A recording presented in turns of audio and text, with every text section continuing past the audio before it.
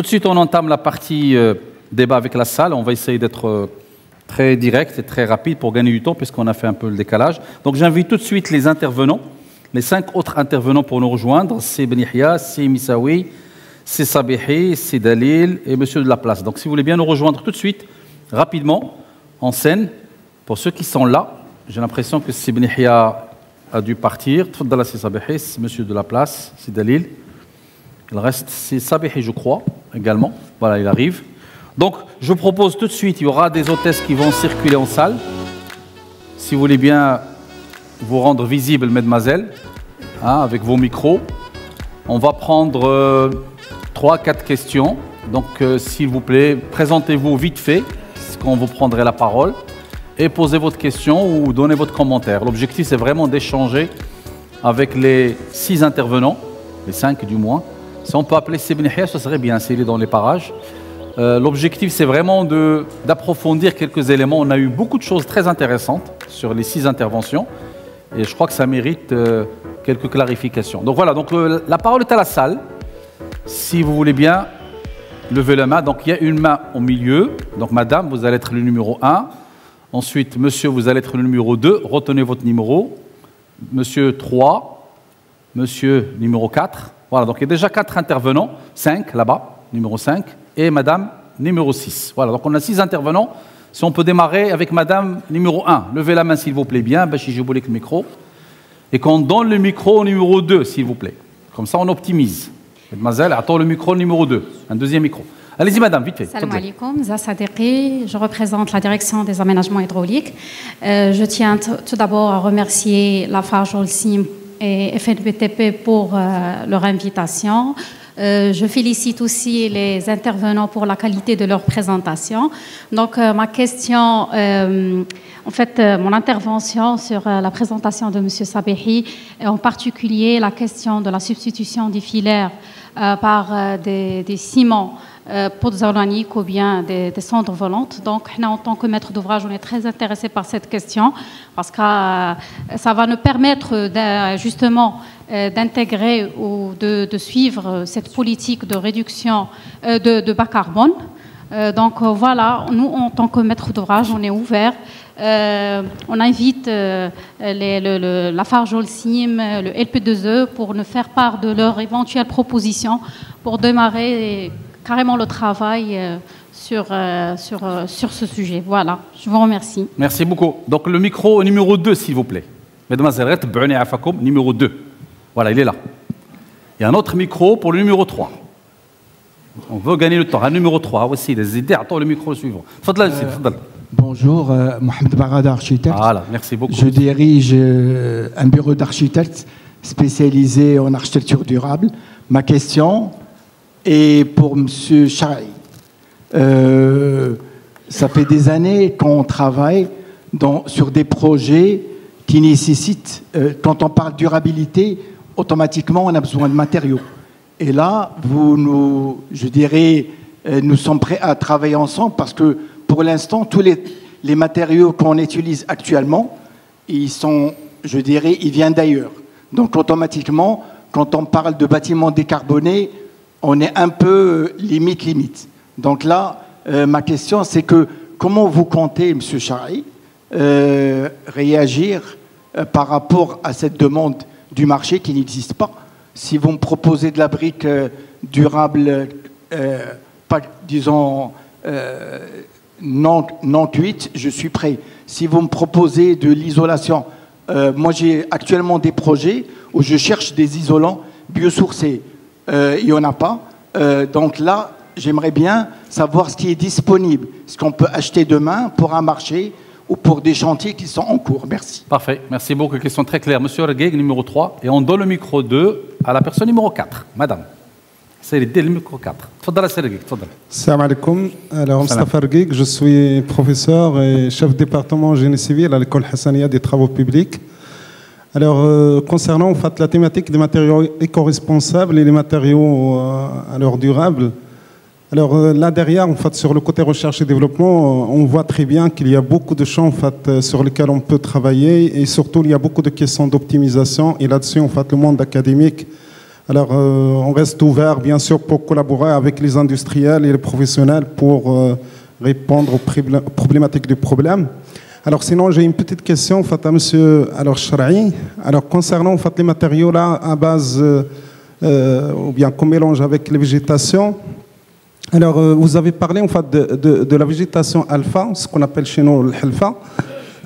Alors, il y a un problème, c'est qu'avec la succession en fait, des années de sécheresse au Maroc, dans la région de l'Oriental, c'est là où on a beaucoup en fait, de superficie en fait, couverte par cette végétation-là, on a eu un très grand problème, c'est qu'il y a environ 2 ans, des très grandes superficies en fait, de l'alpha se sont asséchées complètement. Donc là, je pose la question, est-ce que ça reste toujours intéressant de continuer un petit peu à travailler dans ce sens-là, sur les travaux de recherche, ou bien il faut chercher en fait, une alternative pour peut-être... revégétaliser peut-être la région, sachant que l'alpha, c'est une plante que je connais très bien, qui ne pousse pas facilement. Il pousse très, très difficilement. Okay. Donc, voilà, merci. Merci beaucoup, Sergueï. Donc, numéro 4, s'il vous plaît. Et on amène le micro au numéro 5. Allô. Merci. Mounir Mjdoub, FMCI, directeur de l'OMGC. J'ai un petit commentaire et aussi une question. Mon commentaire, c'est l'approche. Dans bâtir durable, la vérité, c'est que ce n'est pas du plug and play. C'est-à-dire que demain, on ne va pas se lever et commencer à faire du durable. Ça s'inscrit dans le cycle des transformations lentes. Donc, il y a le consensus, puis il y a la régulation, et puis ça avance vers de l'implémentation. Mais il y a des prémices et des impératifs qu'on tarde à voir sur nos chantiers et chez les maîtres d'ouvrage. Et on a 3 qui sont très importants, à mon avis. Le premier, c'est de concevoir avec des alternatives. Presque tous les projets sortent avec une conception unique. Et ça, c'est très limitatif. Et ça réduit les chances d'introduire les choses nouvelles. Même si elles n'arrivent pas à percer, au moins elles auront la chance de voir quelques bureaux, quelques feuilles et quelques plans. Le deuxième point qui est impératif et qu'on peine à voir sur nos chantiers, c'est... la présence du système académique, c'est-à-dire des internes, des internships, des stagiaires. Nos chantiers devraient devenir, au fait, des écoles. Chaque chantier qui s'ouvre doit recevoir, dans un cadre minimum, un certain nombre d'étudiants qui font leur stage ou qui se mêlent au corps exécutant. Et le troisième point qui est aussi important, c'est d'inscrire dans les chantiers des coins laboratoires. On voit des chantiers qui opèrent avec les mêmes procédures et les mêmes méthodes rudimentaires et anciennes. Et si on n'introduit pas des coins laboratoires dans nos chantiers, ça va être très difficile d'engager du jour au lendemain une transformation aussi importante que durable.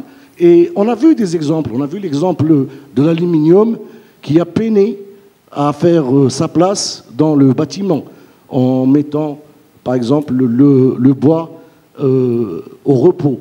Et voilà, donc ça, c'était mon commentaire. Okay. Ces 3 impératifs, je trouve qu'ils sont essentiels et qui s'inscrivent dans l'approche vers le développement durable et que tout le monde peut faire. Le maître d'ouvrage, la maîtrise d'œuvre, l'entrepreneur, tout le monde peut s'y inscrire. Ma question, c'est le béton cellulaire. Pourquoi il est très timide au Maroc ? Le béton cellulaire est un matériau qui est très confortable dans le bâtiment, qui apporte énormément de bénéfices et plusieurs de ces bénéfices sont durables. Il est recyclable, il est léger. C'est vrai qu'il coûte un peu plus cher, mais vu ce qu'il rapporte dans le cycle de vie de l'édifice, c'est un matériau qui est très boudé.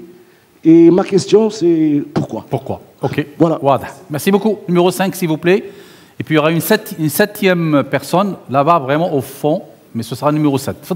Très bien. Salam alaikum. Bonjour à toutes et à tous. Alors, je suis Mohamed Yousfi, je dirige un cabinet de conseil et je suis formateur, auditeur, consultant. Moi, j'ai une seule question. Ça concerne un élément qui n'a pas été cité. Mais avant tout, je voulais remercier les experts, les intervenants et les organisateurs. On est à la veille de la taxe carbone qui va rentrer en vigueur début janvier 2026. Et ici, Missaoui, il a parlé d'un point clé stratégique. C'est-à-dire nous devons travailler ensemble et mettre en place un écosystème pour aller vers l'avant, pour se préparer à cette taxe carbone, bien sûr vérifier les bilans carbone, etc., et rendre plus clair ces choses-là. Parce que moi, en tant qu'expert, ok, je comprends le bilan carbone et le choix, mais en tant que citoyen, je vais aller sur le marché, je vais choisir quel ciment, quel béton, quel granulat, etc., etc. Donc effectivement, on a besoin d'un écosystème où il y a beaucoup d'intervenants, la FMCI, peut-être les cimentiers et les autres, pour nous rendre les choses plus claires pour le citoyen, pour tout le monde. Alors aujourd'hui, on a signé des conventions avec pas mal de partenaires, c'est un très bon début. Quand est-ce que ça sera cette convention-là, multipartite? Mais s'il vous plaît, on n'exclut personne. Parce que c'est ça l'idéal, c'est-à-dire avoir la main avec nous, avoir le privé, avoir le public, avoir l'université, avoir tout le monde, et avancer ensemble, et tout le monde prend le train. Donc quand est-ce que cette prochaine convention, moi je propose que ce soit 2025, mais si c'est début 2026, c'est bien aussi. Et merci pour tous les intervenants. Merci beaucoup, Sylvie. Donc le numéro 6, c'est devant, s'il vous plaît, madame. Et puis dernière intervention, au fond, numéro 7, là-bas. Levez la main, s'il vous plaît, numéro 7. Allez-y, madame, faites-le. Bonjour tout le monde. Merci à la Fédération pour l'invitation. Donc, je suis madame Imet Sajiti, responsable département de la normalisation eau et assainissement et de l'innovation au niveau de la REDAL, donc filiale de Veolia Maroc. Donc, au niveau du groupe, on a toute une stratégie qu'on appelle Green Up, donc par l'utilisation de tout ce qui est produits, matériaux techniques et technologies green. Ma question aujourd'hui, elle est très simple. Comment, à travers les différents institutionnels, notre organisme de normalisation, l'IMANOR, LP2E et ministère de l'équipement et de l'eau, d'accompagner l'ensemble des opérateurs de distribution pour le déploiement des matériaux éco-responsables, de démontrer carrément l'avantage à travers des comparatifs technico-économiques par rapport aux matériaux classiques. Voilà ma question. Ok. Merci beaucoup, madame. Donc, numéro 7 et dernière intervention, s'il vous plaît. Allez-y. Oui, bonjour tout le monde. Shakib Saïdi. Je suis directeur général de la société Zulbat, spécialiste dans les travaux d'isolation et directeur d'un cabinet qui fait la formation pour les entreprises et prescripteurs sur tout ce qui est efficacité énergétique dans le bâtiment. Ma question, c'est pour M. Charaï. J'aurais dû entendre parler des nouvelles techniques d'isolation thermique, à part les laines roches, les laines de verre et les polystyrènes. J'aurais dû au moins entendre des monomurs et, pour les murs et les chapes, telles que les rayons, telles que la chape à base de pierre ponce. Donc, puisque à ce jour-là, ma question, la première, c'est ça. La deuxième, est-ce que l'UM6P est doté d'une bibliothèque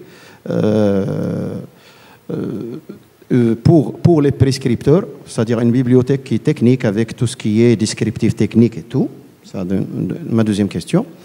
La troisième, c'est une suggestion, c'est il faut qu'on milite tous pour que cette réglementation soit applicable.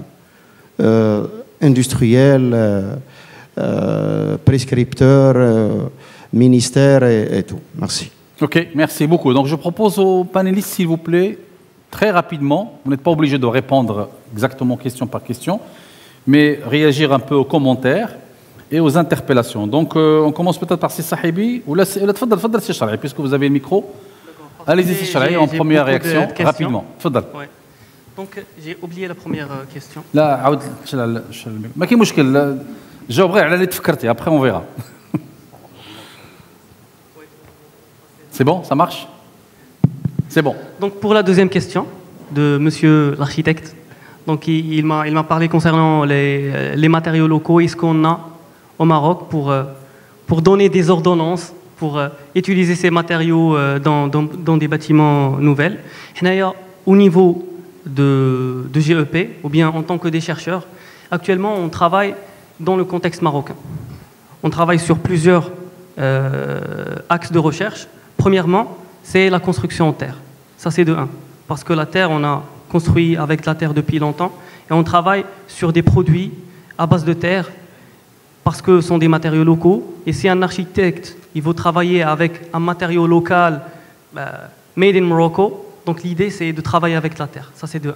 Pour les isolants thermiques, actuellement on travaille avec des formulations qui sont accessibles pour le large public, pour les professionnels, et en termes de fabrication, l'idée c'est de fabriquer sur site et développer des techniques. Non, on ne peut pas dire des techniques sophistiquées, il faut des usines, du fibrage, compactage, des presses à eau, etc. Mais l'idée, c'est de développer des techniques, on peut dire, ancestrales, en utilisant des fibres, etc., et des liants adaptés pour être durables. Donc, si on travaille par exemple avec vous, on peut vous donner des formulations simples, mais efficaces, en utilisant des fibres locales de la région, d'accord, mais avec des liants qui sont intéressants. Du coup, l'innovation, c'est toujours reste dans la partie formulation et rester dans la production ancestrale, traditionnelle sur site. Ok.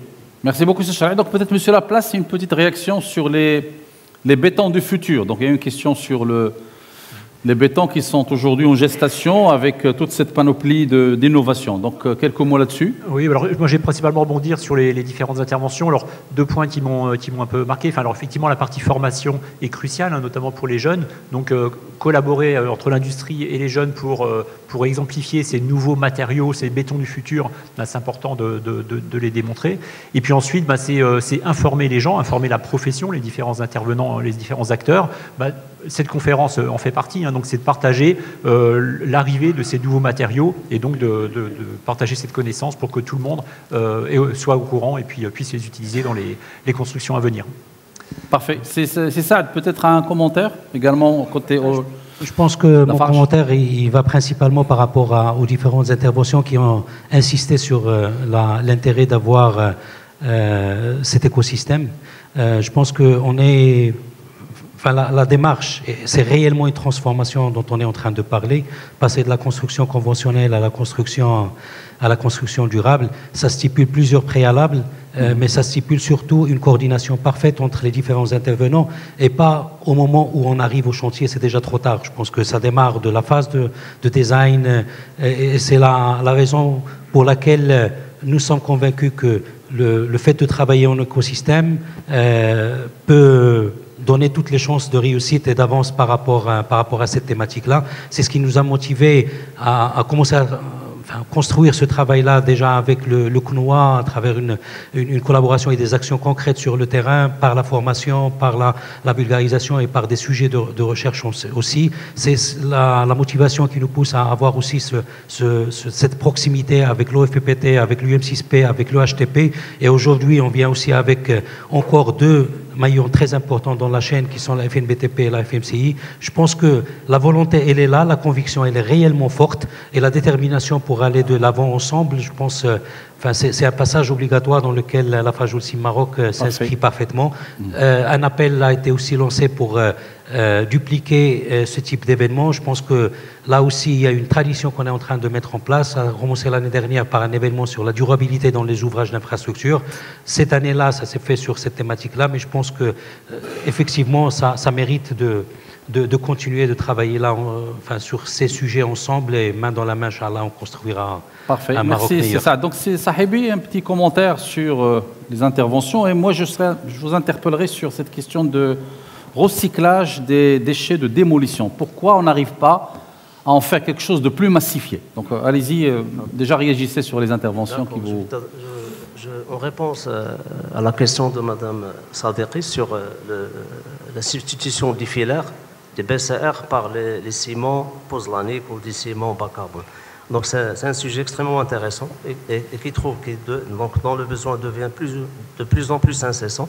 Donc les gens qui sont dans les aménagements des barrages, ils savent très bien que les BCR, donc la construction des barrages en BCR, la production du filaire, il constitue un chemin critique. Généralement, on arrive même à des situations de rupture de production pénurie ou bien défaut de fabrication des filaires. Donc, d'où l'intérêt de basculer vers soit une substitution partielle au total des filaires par des ciments pozzolaniques ou autres. Donc, ça permet d'apporter la pâte nécessaire pour la consistance du BCR. Nous, on a déjà entamé quelques expériences qui sont très prometteuses, mais qui ne sont pas à l'échelle d'être qualifiées comme travail de recherche. On va définir. Donc, c'est un travail qu'on a fait en concertation avec la direction des aménagements hydrauliques, la Farge aussi. Donc, c'est des résultats très prometteurs, mais qu'il faudra peut-être élargir, donc moyennant des expérimentations plus élargies et traiter, donc analyser tous les aspects, donc perméabilité, donc l'étanchéité de béton, performance mécanique et maniabilité. Donc l'intérêt des ciments pozzolaniques se trouve aussi dans l'effet pozzolanique de ces ciments-là. Donc on peut avoir des résistances à jeunage qui sont moins bonnes que pour les ciments normaux, mais à long terme, on va reculer. Donc ça, on l'a déjà relevé à travers les études expérimentales qu'on a faites. Donc le sujet est extrêmement intéressant. On est dedans. Donc on compte. D'ailleurs, je l'ai présenté dans nos perspectives de travaux de recherche. Donc bientôt, on entamera ce travail. Ok, merci beaucoup. C'est Sahibi. Donc Simi Saoui, rapidement un commentaire aussi. Et puis je voudrais vous interpeller sur une bonne idée que j'ai pu glaner de chez Sim Mjdoub sur l'idée que est-ce que les chantiers peuvent facilement devenir aussi des lieux de formation et de transmission de savoir et de compétences, puisqu'il y a beaucoup de chantiers qui s'ouvrent au Maroc. Est-ce qu'il ne faudrait pas normaliser une question de prise en charge de stagiaires, d'étudiants, de soum'alem pour essayer de, disons, de perpétuer la culture, plutôt la formation sur les méthodes de construction. Tfadala, c'est Missaoui. Moi, j'aimerais parler de cette problématique d'une manière générale, parce que tout à l'heure, dans le dernier slide que j'ai présenté, j'ai montré qu'il y avait plusieurs acteurs. Et chaque acteur a des enjeux qui sont différents de l'autre. Et pour qu'on puisse avancer, il faut qu'on avance tous de la même manière et vers la même direction. Il faudrait que cet écosystème dont on parle doit se mettre rapidement en place. Actuellement, il y a quelques parties prenantes dans cet acte de bâtir qui se sont réunies, qui ont mis en place des conventions. Il faut qu'on arrive à élargir ce premier mouvement à l'ensemble des acteurs et faire de telle sorte qu'on puisse se parler et discuter entre nous de telle manière qu'on puisse converger vers des objectifs qui sont, qui sont acceptés par tous et qui feront qu'on aura des lendemains où il y aura un engagement ferme de ces acteurs. Ça, c'est le premier point. Et parmi les points sur lesquels doit travailler justement cet écosystème, il y a la formation. La formation, l'échange d'expériences, l'échange des bonnes pratiques, mettre en place une plateforme partagée entre les différentes parties prenantes. Il faut que le régulateur aussi joue pleinement son rôle. Il faut que l'État commence à mettre en place des règles claires, avec des objectifs clairs, avec des pourcentages qui seront concertés avec les professionnels pour qu'on puisse aller vers des choses qui sont atteignables. Et ce qui est important dans tout ça, il ne faut pas que ce soit des objectifs et des slogans, il faut que ce soit des objectifs atteignables, des objectifs qui sont concertés et des objectifs qui peuvent être améliorés au fur et à mesure qu'on puisse les atteindre, c'est-à-dire se fixer vraiment un premier objectif. Une fois qu'on l'atteint, on passe au deuxième objectif et ainsi de suite. Il faudrait qu'on arrive, parce que ça va prendre du temps. Okay. C'est pas quelque chose... Parfait. Tout le monde est conscient du fait que la construction durable est bénéfique, mais pour la mettre en œuvre, c'est pas aussi pas évident. Voilà. Parfait. Merci beaucoup pour ces commentaires. Je sais que toutes les questions n'ont pas eu réponse. Je vais vous demander en 1 minute maximum chacun de lancer une idée principale que vous voulez partager avec la salle, sachant que vous allez partir à la pause café et vous pouvez continuer les échanges. Il y avait d'ailleurs un commentaire de Sergei sur le Halfa. Qu'est-ce qu'il faut faire? Est-ce que économiquement parlant, ça vaut le coup de développer cette plante pour l'utiliser particulièrement dans la construction. Il y a la question du chanvre, etc. Donc, je propose en une minute, en moins d'une minute, une idée principale. Moi, je reste sur l'économie circulaire et je reste sur la partie fonctionnalité et usage. Ok, parfait. C'est vraiment l'avenir. Fonctionnalité et usage. C'est Sahibi? Moi, donc ma proposition, c'est de plutôt, donc c'est un message que j'adresse à tout l'écosystème. Il faut abandonner, donc il faut partir sur une approche performance. Il faut abandonner l'approche prescriptive.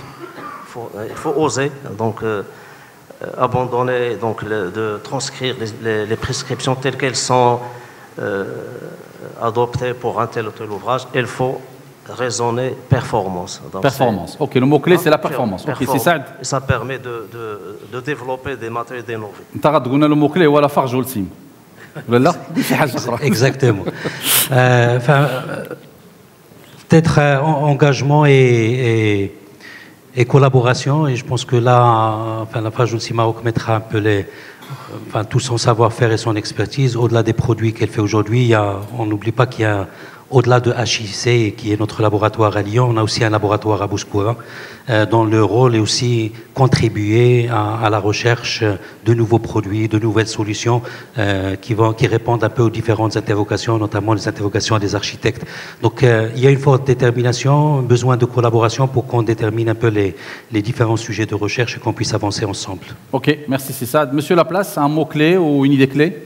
Oui, bah alors juste rappeler que, effectivement, il faut avoir des roadmaps à long terme pour la décarbonation de l'industrie, mais dès aujourd'hui, si on sauve 1 kg de CO2, c'est les experts du GIEC qui nous le rappellent, 1 kg de CO2 aujourd'hui sauvé, c'est un succès. Donc dès aujourd'hui, on peut commencer à construire bas carbone, on a des solutions, et donc il faut les employer dès maintenant. Ok, merci beaucoup. C'est Charaï, dernier petit commentaire. D'accord, donc j'essaie de m'adresser à tout le monde. Vous avez actuellement une plateforme unique qui s'appelle Green and Smart Building Park, qui est basé sur Ben Guerir. On est très ouvert à travailler avec vous, de sous-traiter la partie R&D par exemple, d'améliorer votre produit et étudier votre produit à l'échelle du bâtiment. Ok, merci beaucoup M. Charaï. Donc je vous prie d'applaudir les intervenants. On va passer tout de suite à une petite pause café, on va la réduire. Il était question qu'elle dure une quinzaine de minutes. On va essayer de ne pas dépasser 10 minutes pour rattraper notre retard. Je propose une petite photo de famille de la session, des panélistes, avec les organisateurs, que je voudrais qu'on applaudisse aussi, puisqu'il y a des gens qui ont travaillé à l'ombre. J'appelle, c'est Omar Hiaoui, c'est Bnazouz, c'est Qbaj, c'est Samir. Allez-y, venez pour prendre la photo avec les panélistes. Et la pause café, on reprend dans 10 minutes précises. C'est Mahboub, venez avec nous également, en tant que président. C'est Samir. C'est Abdouahid Aït Ben Ali. Allez-y. Une photo officielle des panélistes de la première session, que je vous remercie en votre nom. Et on reprend dans 10 minutes, exactement, s'il vous plaît. Venez, c'est Ibn Hia, venez. Venez, c'est Shakib, venez. Venez illustrer la vraie collaboration entre l'écosystème. Voilà.